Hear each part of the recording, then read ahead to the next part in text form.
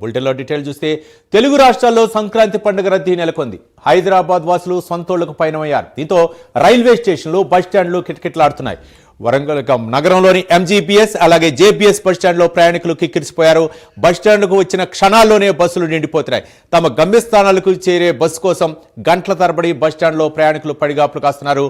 JBS Uppal cross road, KPHB, Boinpally, Gachibowli, LB నగర్లో ప్రత్యేకంగా bus సర్వీసులను ప్రారంభించారు.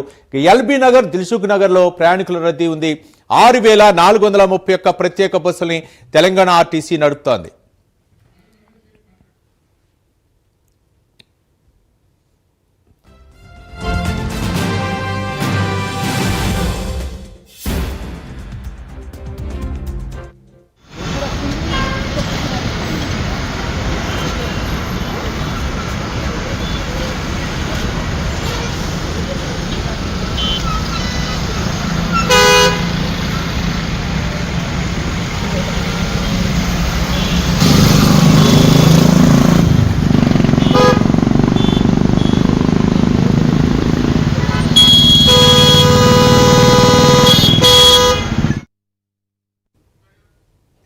హైదరాబాద్ విజయవాడ రహదారిపై వాహనాల రద్దీ కొనసాగుతుంది. పంతంగి టోల్ ప్లాజా దగ్గర వాహనాలు బార్లు తీరాయి.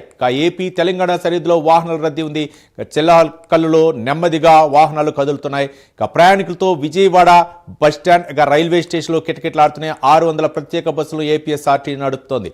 పండుగ రద్దీ దృష్ట్యా సౌత్ సెంట్రల్ రైల్వే ప్రత్యేక రైలు నడుపుతుంది. ముఖ్యంగా అక్కడ కొర్లపహాడ్ టోల్ ప్లాజా దగ్గర అయితే రద్దీ కొనసాగుతుంది. అక్కడ ఉన్నటువంటి తాజా సమాచారం మా కరెస్పాండెంట్ శంకర్ అందిస్తారు. శంకర్. రైట్ రవి, మూడో రోజు వాహనాల రద్దీ కొనసాగుతుందని చెప్పుకోవచ్చు. సంక్రాంతి పండుగ నేపథ్యంలో వరుస సెలవులు రావడంతో అయితే తమ సొంత గ్రామాలకు పట్టణం నుండి బయలుదేరారు పట్టణవాసులు.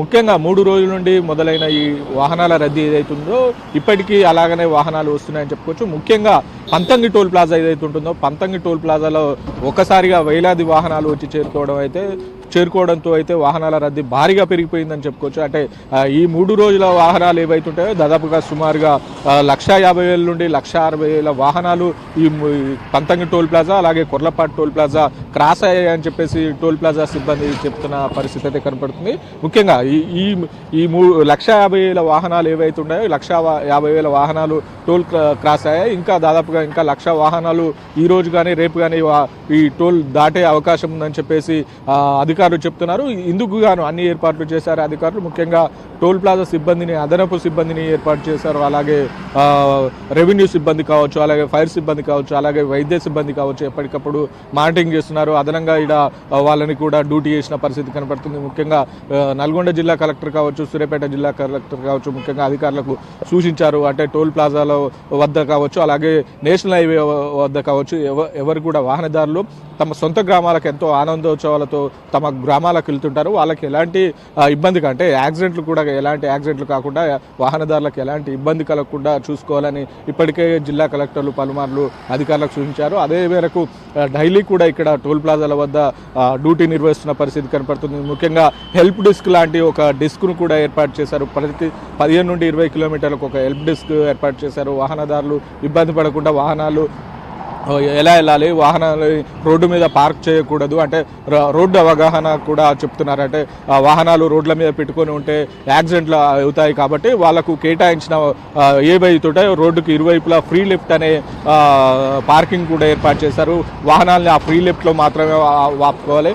అక్కడే మహిళలు కావచ్చు, చిన్నపిల్లలు కావచ్చు అక్కడే సేద తీరడానికి కావచ్చు, ఇంకా వాళ్ళ అత్యవసర కార్యక్రమాలు ఏవైతుంటే అక్కడే చూసుకోవాలని చెప్తున్నారు. ఎవరు కూడా రోడ్ల మీద వాహనాలు ఆపుకోవద్దు. దాని ద్వారా ట్రాఫిక్ జామ్ కావడంతో పాటు పలు ప్రమాదాలు కూడా జరుగుతాయని చెప్పేసి చూసిన పరిస్థితి కనపడుతుంది. ముఖ్యంగా ఉమ్మడి నల్గొండ జిల్లాలో ఉన్న ఈ సూర్యాపేట జిల్లా ఎస్పీ కావచ్చు, అలాగే నల్గొండ జిల్లా ఎస్పీ శరత్ చంద్ర కావచ్చు ఇప్పటికే వాళ్ళ సిబ్బందికి కూడా బాగా చెప్పిన పరిస్థితి కనపడుతుంది. ఎవరు కూడా ఇబ్బంది కడగకుండా పోలీస్ సిబ్బంది ఎవరైతే ఉంటారో పోలీస్ సిబ్బంది ప్రతి 5 కిలోమీటర్లకు ఒక గార్డెన్ పెట్టారు. అలాగే టోల్ ప్లాజాల వద్ద వాళ్ళకు ప్రత్యేకంగా క్యాంప్ ఏర్పాటు చేశారు.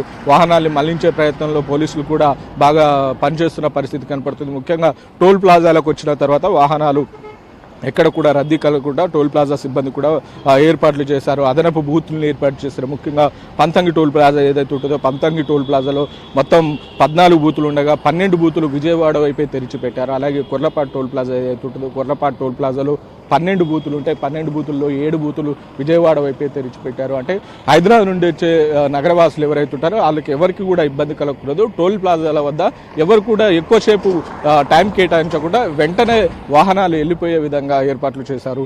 ఒకవేళ ఫాస్టాగ్ స్కాన్ కాకపోతే అదనపు ఫాస్టాగ్ స్టిక్స్ కూడా ఏర్పాటు చేశారు. ఫాస్టాగ్ స్టిక్స్ ద్వారా స్కాన్ చేసే పరిస్థితి కనపడుతుంది.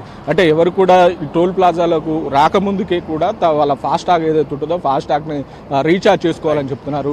అలా అయితేనే టోల్ ప్లాజాల వద్ద వెంటనే వెళ్ళిపోవచ్చు. ఫాస్టాగ్ రీఛార్జ్ చేసుకోకపోతే మళ్ళీ ఇక్కడికి వచ్చి రీఛార్జ్ చేసుకుంటే 10 నుండి 15 నిమిషాల టైం పడుతుంది. కాబట్టి అలాంటి తప్పు ఎవరు చేయొద్దు. ముందే ఫాస్టాగ్లు రీఛార్జ్ చేసుకోవాలని చెప్పిన పరిస్థితి కనపడుతుంది. ముఖ్యంగా ఆంధ్రాకి వెళ్ళే వాహనదారులు ఎవరైతే ఉంటారో ఆంధ్రాకి వెళ్ళే వాహనదారులు సురక్షితంగా వెళ్ళాలి. వాళ్ళు పండగ ఆనందోత్సవాలతో నిర్వహించుకోవాలని చెప్పేసి ఉమ్మడి నల్గొండ జిల్లా అధికారులతో పాటు టోల్ ప్లాజా సిబ్బంది కూడా అన్ని ఏర్పాట్లు చేసిన పరిస్థితి కనపడుతుంది. Right, thank you Shankar.